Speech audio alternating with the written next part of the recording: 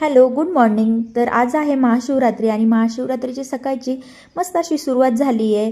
तर तुम्हाला सगळ्यात पहिलं महाशिवरात्रीच्या खूप मंगलमय शुभेच्छा.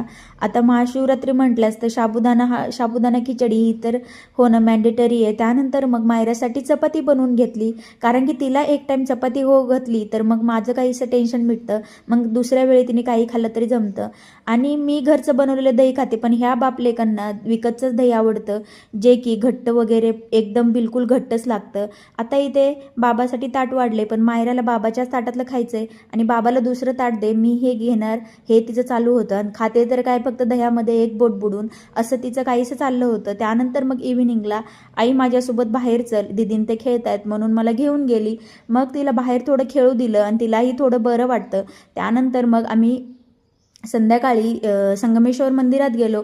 तिथे आज खूप जास्त गर्दी होती. चला, हा व्हिडिओ कसा वाटला लाईक, शेअर आणि सबस्क्राईब करा. बाय.